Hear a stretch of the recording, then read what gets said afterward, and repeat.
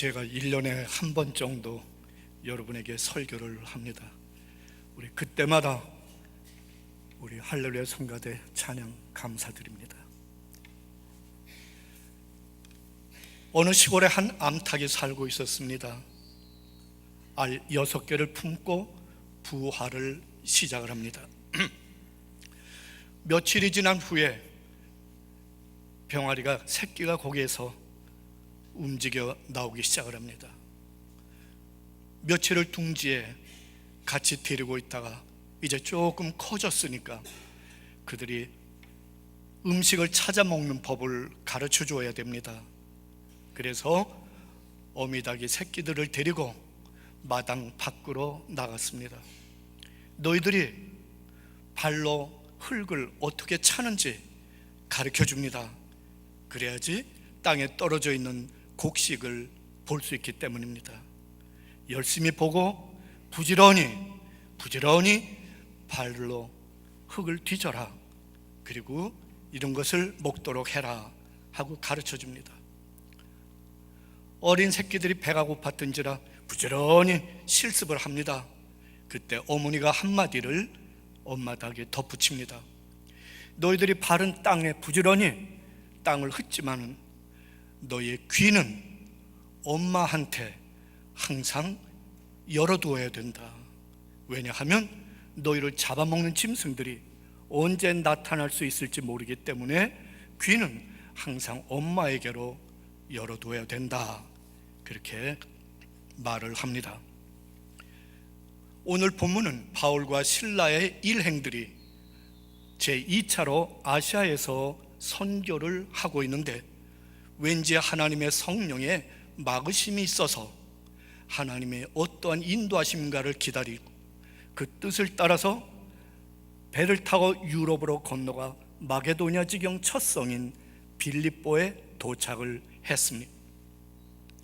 그곳에서 유대인들이 기도하는 기도의 시간들이 있는지라 기도하는 처소를 찾아가다가 길에서 귀신 들린 점을 잘 치는 여종을 만나게 됩니다. 얼마나 점을 잘 치는지 저는 이해할 수가 없는데 성경에 보면 그 여종의 주인이 한 사람이 아닙니다. 주인들이 이렇게 나오는 것 보면 꽤 돈을 잘 벌어두는 그런 용한 귀신 들린 여인이었습니다. 마주오는 바울과 실라를 보면서 그 여종이 이야기를 합니다. 저 사람들은 지극히 높으시는 하나님의 종으로서 너희들에게 구원을 가르쳐주기 위함이다 하고 이야기를 합니다. 사람들이 다 쳐다봅니다. 지나쳤습니다. 공교롭게 그 다음날 또 마주치는데 똑같은 이야기를 또 합니다. 성경은 며칠을 그렇게 했다 하고 기록한 것 보면 몇 번을 계속 마주쳤던 것 같습니다. 바울이 마음이 심히 괴로워서 말합니다. 예수 그리스도 이름으로 내가 너에게 명하노니 귀신아 거기에서 나오라고 외칩니다. 그 순간 즉시 귀신이 나갔다고 했고 주인은 그 순간 이 귀신 들린 여종을 통해서 수입을 얻을 수 있는 소망은 끝이 났구나, 이제 비즈니스가 끝났다는 말입니다. 화가 일어났습니다. 바울과 실라들을 붙잡아 가지고 장터로 데려가서 길에서 순찰하고 있는 현대식으로 말하면 순경을 만나서 그에게 얘기를 합니다. 순경이 그런가고 그럼 끌고 가자고 해서 파출소로 데려가서 상관들에게 마주칩니다. 이 귀신의 주인들이 말합니다. 이 사람은 유대인인데 로마 사람인 우리가 듣도 보도 못한 풍속들을 전해서 성을 요란하게 하고 있다. 듣자마자 저 녀석들을 심히 때리고 착고에 채워서 감옥에 집어넣고 간수들은 철저히 지키라 명령이 떨어졌고 바울과 실라는 흠뻑 얻어맞고 감옥의 족소에 채운 채로 머물러 있게 되는 모습입니다. 밤이 왔습니다. 온몸이 아프고 쓰리고 잠이 안 옵니다. 아시아에서 우리들이 선교를 열심히 잘 하고 있는데 왜 하나님 구태여 여기까지 오게 해가지고 이러한 모습을 당하게 하는가? 가장 원망하기 쉬운 환경에서 그들은 그 대신 기도와 찬송을 불렀다. 성경은 기록하고 있습니다. 여러분, 기독교인의 신앙은 안일하게 생활하고자 하는 수단의 방편이 아닙니다. 기독교인의 신앙은 승리하며 살아가는 수단입니다. 이 환경에서 내가 어떻게 벗어나느냐, 이것이 주목적이 아니고 이 환경에서 내가 어떻게 승리하며 나가느냐가 기독교인의 신앙의 목적이어야 한다는 말씀입니다. 매를 맞고 옥에 갇혀있는 바울과 실라는 모든 죄수들이 들을 수 있도록 당당하게 기도하고 찬송했다고 했습니다. 그들이 무슨 기도를 드렸을까요? 저는 알 수가 없습니다. 그러나 단지 기도의 핵심은 알아볼 수 있습니다. 아마 그들은 예수 그리스도의 이름을 위하여 매를 맞고 핍박당하는 자격자가 된 것을 감사드립니다. 그런 내용이었을 것입니다. 우리들의 기도도 우리들의 찬송도 이런 수준에 도달해 갈 수 있도록 좀 자라나야 됩니다. 우리들의 기도가 예수님 당시에 하나님 잘 믿는다고 하는 자칭 바리새인의 기도 수준이면 안 된단 말입니다. 기껏 바리새인 성전에 들어와서 하는 기도가 저 세리와 같지 아니하고 비교하는 기도하면 안 된단 말입니다. 성전에 들어와서까지 저 세리와 나는 다르다 비교하는 스타일의 기도라면 세상에서는 오죽하겠습니까, 여러분? 하나님, 명예를 주시고 잘 먹고 잘 살게 해주셔서 감사합니다. 큰 소리로 자기 자랑 스타일의 기도, 신앙생활 안 됩니다. 여러분이 원치 않는 환경에 힘든 역경 속에서도 변치 않는 감사와 기도와 찬양이 있었으면 좋겠습니다. 1618년부터 30년 동안 유럽에는 큰 전쟁이 있었습니다. 30년을 싸워대니까 많은 사람들이 일터를 잃었고 집이 없어졌고 남편이 자녀들이 죽었고 절망투성이었습니다. 그 30년이 지난 후에 17세기 초 환켄나우라는 분이 그 30년의 지옥과 같은 고통 속에서 경건한 믿음의 성도들이 불렀던 찬양이 얼마나 있을까를 수집을 했습니다. 37,121곡이었는데 어느 한 곡 하나 감동력이 없고 하나님의 살아계심이 없고 하나님의 인도하심이 없는 그런 고백이 없었더라는 것입니다. 어떻게 30년의 지옥과 같은 전쟁의 속에서 살면서도 그런 찬양을 드릴 수 있었을까? 바울과 실라와 같이 엄청 얻어맞고 옥에 갇혀있는 그 환경에서 어떻게 저들이 기도와 찬송을 크게 부를 수 있었을까?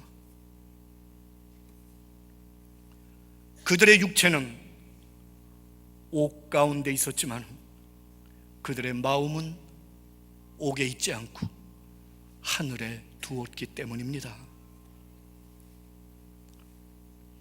서울의 서초구에 큰 장로교회가 있습니다. 소위 그 지역의 상류층에 지식인들이 많이 나간다고 하는 매우 큰 교회입니다.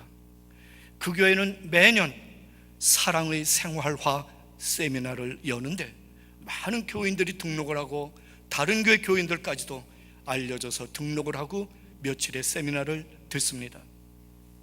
세미나의 주제는 고린도전서 13장입니다. 그것 가지고 하는 것입니다. 사랑은 오래 참고 사랑은 온유하며 투기하는 자가 되지 아니하며 사랑은 자랑하지 아니하며 교만하지 아니하며 무례히 행치 아니하며 자기의 유익을 굳지 아니하며 성내지 아니하며 악한 것을 생각지 아니하며 불의를 기뻐하지 아니하며 등등 내려갑니다. 거기에 참석한 회원들에게 앙케이트를 돌렸습니다. 이 내용 가운데서 당신의 마음에 가장 걸리는 것이 무엇입니까? 가장 잘못한다는 것이 무엇입니까? 우선순위를 매기겠는데 제일 많이 첫 번째로 나타난 부분은 성내지 아니하며 이것이었습니다. 그 얘기는 나는 성을 잘 냅니다. 나는 짜증을 잘 냅니다. 다른 말로 나는 불만이 많습니다. 그런 내용입니다.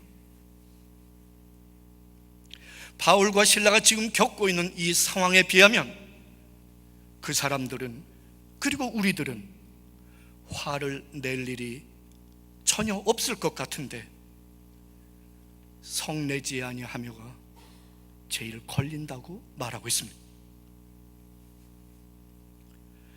우리가 생활이 조금만 불편해도 견디지 못하고 조금만 답답해도 화를 내고 짜증을 내는 이유는 간단합니다.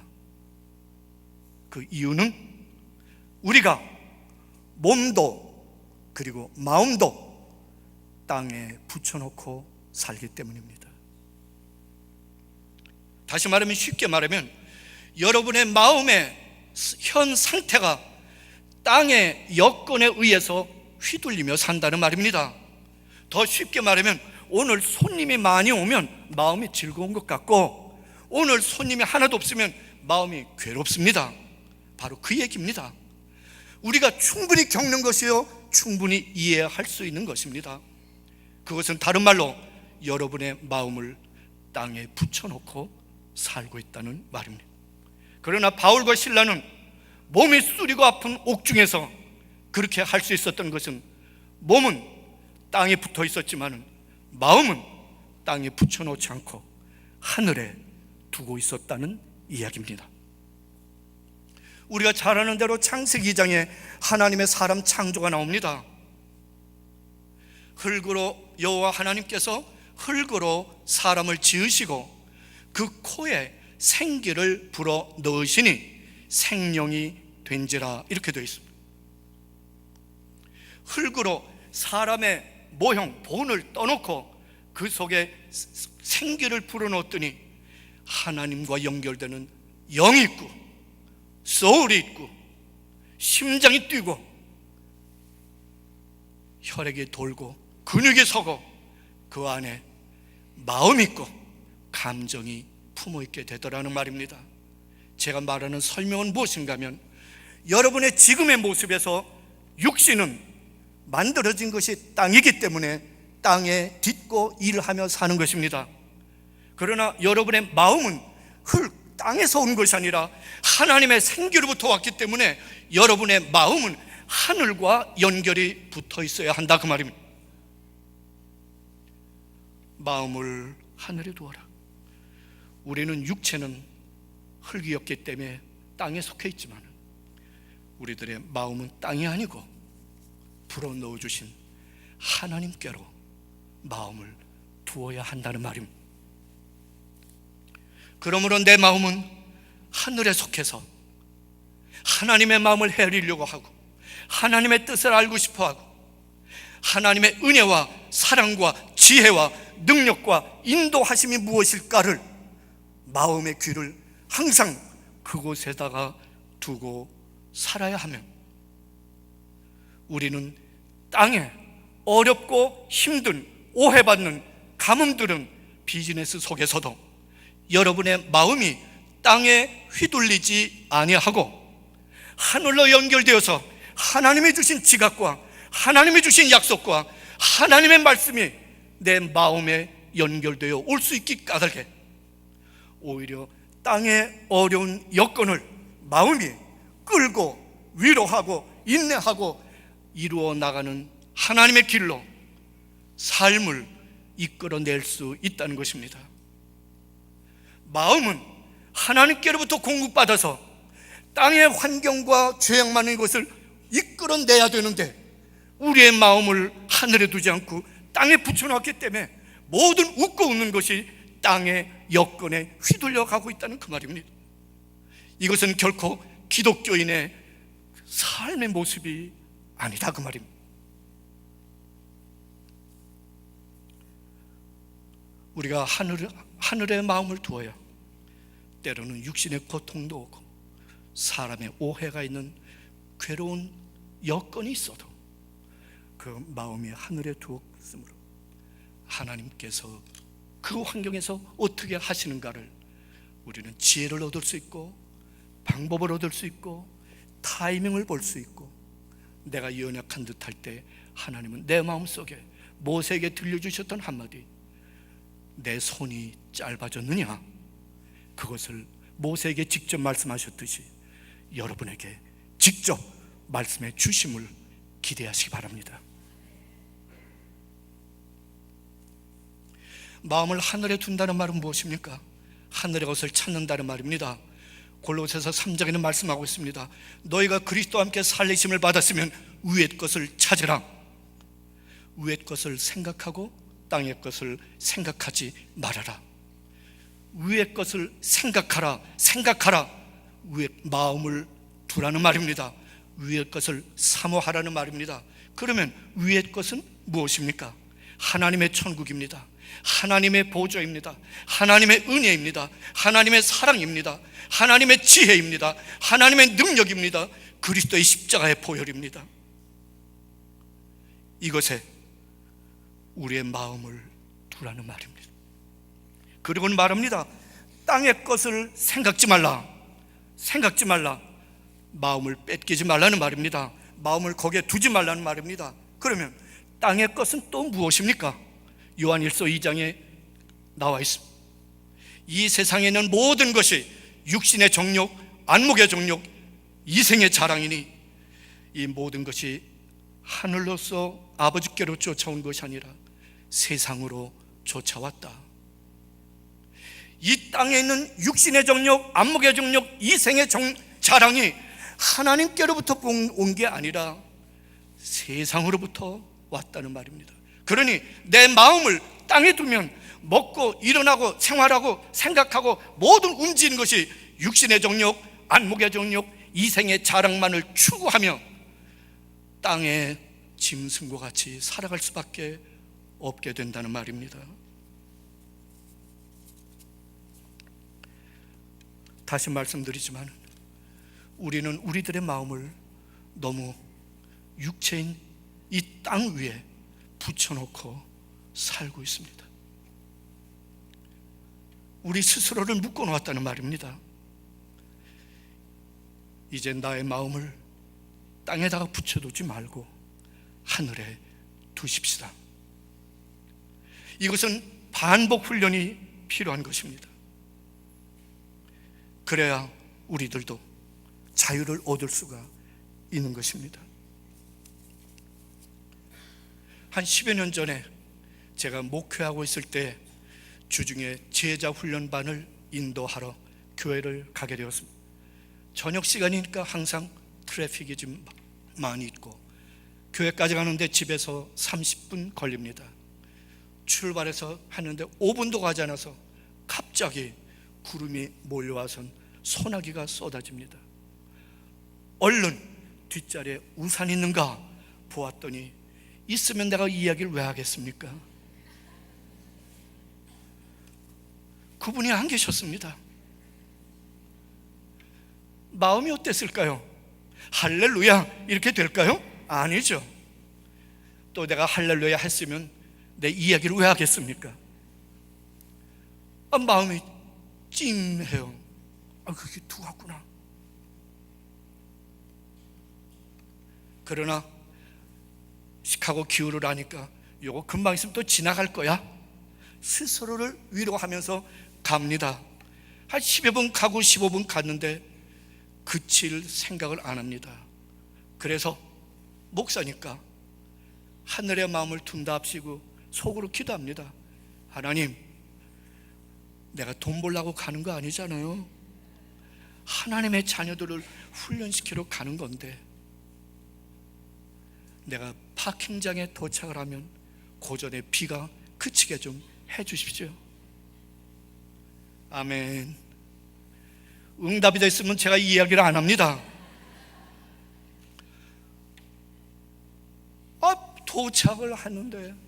도착을 하려고 하는데 더 비가 내립니다. 5분밖에 안 남았는데 슬슬 마음이 하나님을 향하여 반항이 슬슬 좀 일어나려고 합니다. 목사도 이렇기 때문에 여러분의 마음을 제가 잘 압니다. 그리고 마지막 가고 있는데 탁! 내 마음속에 생각이 하나 떠오릅니다.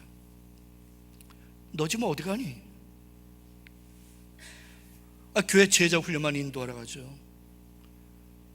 제자 훈련반에 가서 뭐 하는 거야? 성도들에게 예수 그리스도의 십자가 보혈을 통해서 구원을 확신을 저들에게 든든케 하고, 그 다음에는 저들이 주님을 닮아가도록 인격을 가르쳐주고 주님의 삶이 어떠할 것인지 그 삶을 살도록 가르쳐 인도하러 가는 거 아닙니까? 그래? 내가 너희를 구원할 때 내가 어떻게 했니? 왜 그 얘기가 나오는가 하면 제가 하나님 비 좀 멈추게 해주세요. 비가 많이 내리면은 가뜩이나 지금 제가 여기에 삼림이 많지 않아요.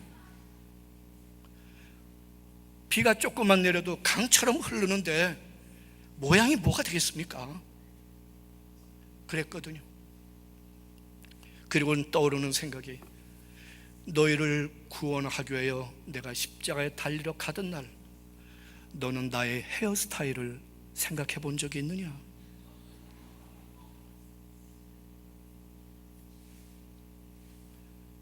그날 예수님은 아침부터 얻어마셨어요. 끌려다녔고 피투성이가 됐고 십자가를 지고 머리는 다 엉망이 됐고, 그것도 부족해서 가시로 면류관을 확 씌워놨어요. 제가 무슨 말을 하겠어요? 파킹해놓고 주님, 알았습니다. 너무 죄송합니다.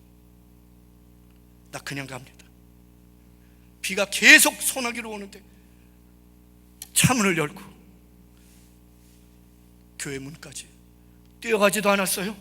주님 앞에 죄송해서 뛸 수도 없겠더라고. 걸어가면서 찬송했습니다. 폭우 속으로 주께 가오니 골고다의 보혈로 날 씻겨 주소서. 나는 그날 비만 맞은 게 아니었습니다. 내 마음속에 머리로부터 심장으로 가슴으로 주님의 보혈이 나를 다시 한번 충만하게 통과하는 것을 알게 해주셨습니다. 여러분, 우리들의 마음을 하늘에 든든히 두어야 됩니다. 이것은 반복으로 훈련해야 됩니다. 하도 우리들이 오랫동안 마음과 육체를 땅에 놓고 살았기 때문에 아주 습관화가 되어 있습니다. 떨어지지를 않습니다. 반복 훈련해야 됩니다. 저만 해도 그렇습니다. 아침에 일어나면 기도하고 꼭 한마디, 오늘도 마음을 하늘에 두고 살게 해주십시오. 아침 시리얼 먹을 때도 끝에 하나님, 오늘 낮에도 마음을 하늘에 두고 살게 해주십시오. 점심 때도 똑같이, 저녁에도 똑같이, 자동차를 타고 가면서도 틈틈이 내 마음을 하늘에 두고 살게 해주십시오. 자동차 운전하면서 얼마나 입술로 죄를 범합니까 여러분? 누가 확 끼어만 들어와도 뭐라 그럽니까? 생각도 안 했던 알파벳 A하고 알파벳 C하고 한꺼번에 나옵니다. 잘 모르는 분이 계셔서 A씨 이렇게 된단 말입니다. 왜 그래요? 마음이 지금 땅에 있기 때문에. 이것을 회복해야 됩니다. 이것을 바꿔놓아야 됩니다. 그렇기 때문에 반복적으로 여러분 훈련을 하셔야 됩니다. 내 마음을 땅에 두지 아니하고 하늘에 두고 살게 해주십시오. 내 마음 주께 드리니 곧 받아주소서. 나 다시 방황하느려 주의지합니다. 내 마음 주께 드립니다. 내가 땅에 놓지 않겠습니다. 하나님 받아주십시오. 세상에 울고 웃을 땅에 있는 환경의 변화 속에서 내가 방황하지 않게 해주십시오. 결론으로 마음을 땅에 두지 아니하고 하늘에 둔 자에게는 어떠한 결과가 나타나는가?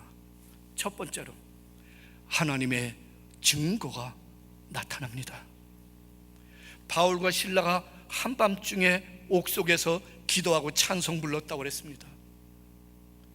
죄수들이 듣더라 이렇게 말합니다. 이해가 되십니까 여러분? 거기에 다 고참순으로 다 되어 있는데 감옥에 제일 처음 들어온, 오늘 들어온 이 햇병아리 같은 녀석, 더군다나 로마인도 아니고 동양에서 온, 시끄럽다고 얻어맞아야 이거 정사 아닙니까? 그런데 성경은 말합니다. 죄수들이 듣더라. 무슨 이야기입니까? 하늘에 마음을 두고 사는 사람에게는 감동력이 나타난다는 말입니다.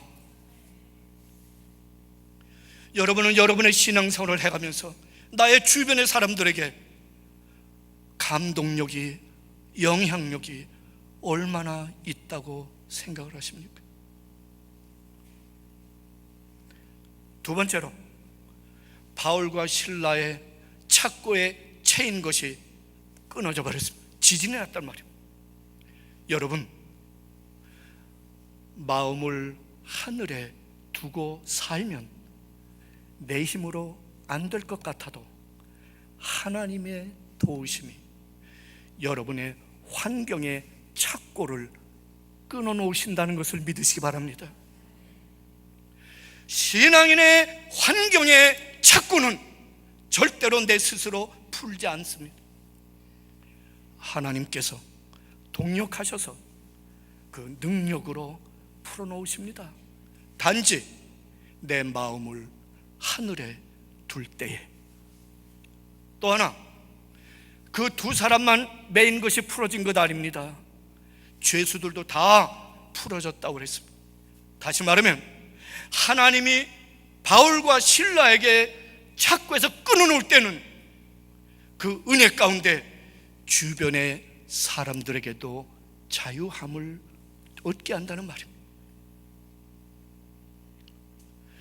몇 사람의 신실한 성도들이 많은 사람들을 마음의 번민과 고통에서 자유롭게 할 수 있음을 우리들은 잘 알고 있습니다.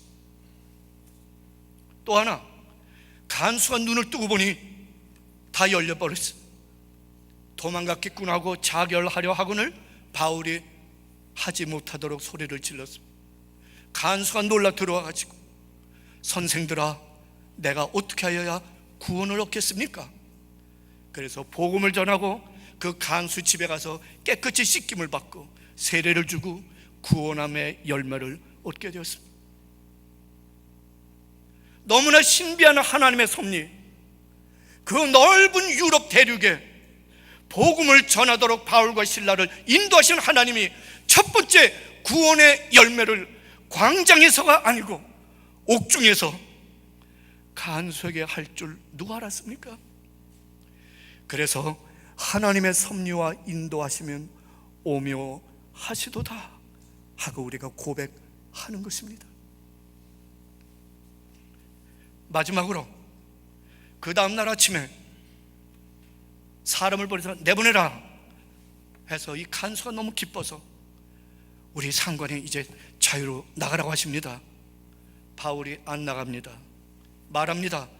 로마 사람인 나를 죄목도 정하지 않고 치느냐?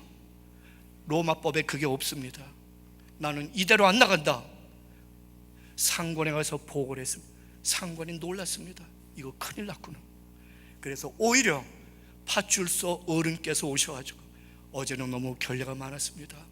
우리가 몰라서 큰 실수를 했습니다. 편히 제발 좀 나가 주십시오. 그렇게 해서 나왔다는 말입니다. 하늘에 마음을 두는 사람, 하나님께 내 마음을 맡겨놓는 사람은 아무리 힘들고 억압된 환경에서 비굴하게 빠져나오지 아니하고 하나님의 능력과 도우심의 손길 가운데 당당하게 나온다는 말씀입니다.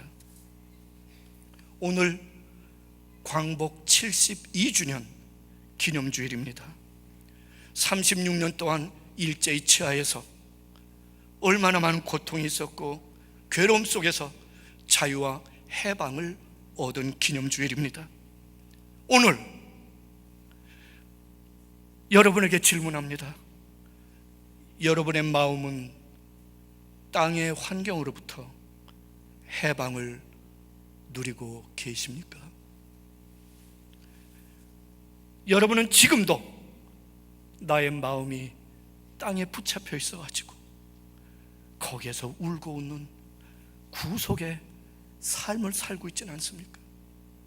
오늘이 그날입니다. 한국의 해방뿐만이 아니고 오늘이 저와 여러분의 마음의 해방을 선포하는 날인 줄을 믿으시기 바랍니다.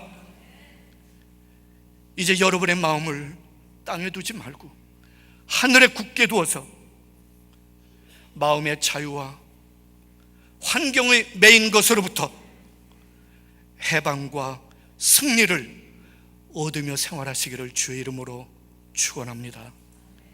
기도하십시다.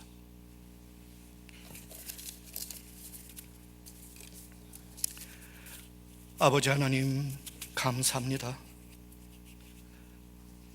우리들을 하나님 만드신 순리대로 살게 해 주시옵소서. 우리의 육신은 흙으로부터 왔으므로 게으르지 말고 성심껏 부지런히 땅에서 움직이고 일하도록 도와주시옵소서. 우리들의 마음을 땅에 두지 않고 이제 더욱 하나님께 두고 하늘에 두어서 우리의 삶을 주님과 함께 걷도록 인도해 주시옵소서.